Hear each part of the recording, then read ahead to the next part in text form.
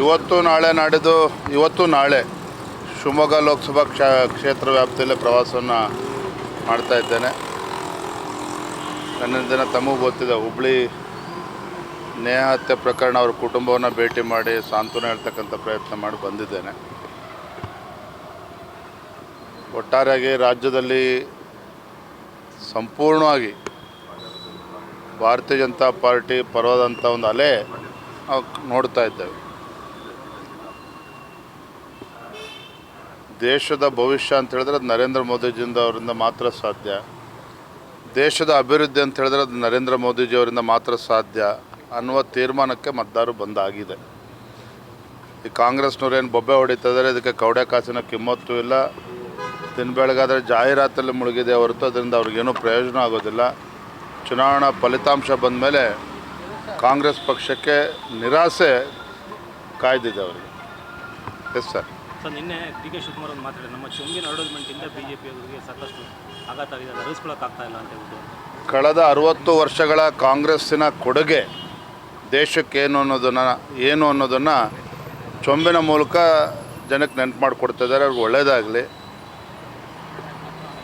ಅವರ ಏನೋ ಜಾಹೀರಾತುಗಳು, ಹೇಳಿಕೆಗಳು, ಜಾತಿಗಳ ಮಧ್ಯೆ ವಿಷಬೀಜವನ್ನು ಬಿತ್ತಕ್ಕಂಥದ್ದು ಏನು ಎಲ್ಲ ಪ್ರಯೋಗಗಳು ಮಾಡ್ತಾ ಇದ್ದಾರೆ, ಅದು ಯಾವುದಕ್ಕೂ ಕೂಡ ರಾಜ್ಯದ ಮತದಾರರು ಸೊಪ್ಪು ಹಾಕೋದಿಲ್ಲ. ಈ ಲೋಕಸಭಾ ಚುನಾವಣೆ ಜಿಲ್ಲಾ ಪಂಚಾಯತ್ ತಾಲೂಕು ಪಂಚಾಯತಿ ಚುನಾವಣೆ ಅಲ್ಲ. ದೇಶ ನರೇಂದ್ರ ಮೋದಿಜಿ ಭಾರತೀಯ ಜನತಾ ಪಾರ್ಟಿ ನೋಡ್ತಾ ಇದ್ದಾರೆ. ಹಾಗಾಗಿ ಭಾರತೀಯ ಜನತಾ ಪಾರ್ಟಿಗೆ ನಮಗೆ ಬೆಂಬಲವನ್ನು ನೀಡ್ತಾರೆ. ಜಾತ್ಯತೀತ ಜನತಾದಳ ಮತ್ತು BJP ಒಟ್ಟಾಗಿ ಒಂದಾಗಿ ಹೋಗ್ತಾ ಇರ್ತಕ್ಕಂಥ ಸಂದರ್ಭದಲ್ಲಿ ಸಂಪೂರ್ಣವಾಗಿ ನಮಗೆ ವಿಶ್ವಾಸ ಇದೆ. ಎಲ್ಲ 28 ಕ್ಷೇತ್ರದಲ್ಲೂ ಕೂಡ ನಾವು ವಿಜಯಮಾಲೆಯನ್ನು ಧರಿಸ್ತೇವೆ. ಮತದಾರರು ಆಶೀರ್ವಾದನ ಮಾಡ್ತಾರೆ.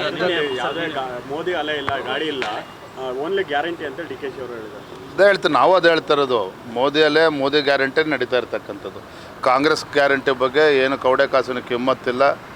ಈ ಒಂದು ಏನು 4ನೇ ತಾರೀಕು ಮತ ಎಣಿಕೆ ಆಗ್ತದೆ, ಅವತ್ತು ಅವ್ರಿಗೆ ಸತ್ಯ ಏನು, ಜನರ ಮನದಾಳದ ಭಾವನೆ ಏನು, ಅವರ ಮಿಡಿತ ಏನು ಅಂತಕ್ಕಂಥದ್ದು ಅವತ್ತು ಗೊತ್ತಾಗ್ತದೆ. ಸರ್, ಈಗ ನಿನ್ನೆ ಪ್ರಿಯಾಂಕಾ ಗಾಂಧಿ ಚಿತ್ರದುರ್ಗದಲ್ಲಿ ಕೇಂದ್ರ ಸರ್ಕಾರದ ವಿರುದ್ಧ ಸಾಕಷ್ಟು ಆರೋಪಗಳನ್ನು ಮಾಡಿದ್ದಾರೆ, ಅಂದರೆ ವಿಫಲ ಆಗಿದೆ ಅಂತ ಹೇಳ್ಬಿಟ್ಟು ಅಂತ. ಆ ಮೂಲಕ ರಾಜ್ಯ ಸರ್ಕಾರದ ಸಾಧನೆಗಳನ್ನು ಹೇಳ್ಕೊಂಡು ಪ್ರಯತ್ನ ಮಾಡಿದ್ದಾರೆ. ನಾನು ಪ್ರಿಯಾಂಕಾ ಗಾಂಧಿಯವರು, ರಾಹುಲ್ ಗಾಂಧಿಯವರು ಇನ್ನೂ ಹೆಚ್ಚೆಚ್ಚು ಕರ್ನಾಟಕ ರಾಜ್ಯಕ್ಕೆ ಬರಬೇಕು. ಅವರು ಯಾಕೆ ಜನ ಮರೆತುಬಿಟ್ಟಿದ್ದಾರೆ. ಅವರೇನು ಹೇಳ್ತಾರೆ ಅಂತಕ್ಕಂಥದ್ದು ಜನರು ಕೂಡ ಅದಕ್ಕೆ ಕಿವಿಗೊಡೋದಿಲ್ಲ, ಅದಕ್ಕೇನು ಮಹತ್ವನೂ ಕೂಡ ಇಲ್ಲ. ಬೆಂಗಳೂರಿನಿಂದ ಮಂಗಳೂರುವರೆಗೆ, ಬೀದರ್ನಿಂದ ಚಾಮರಾಜನಗರದವರೆಗೆ ನಿಮ್ಮ ಸುದ್ದಿ ನಿಮ್ಮದೇ ಭಾಷೆಯಲ್ಲಿ ಕರ್ನಾಟಕ ತಕ್.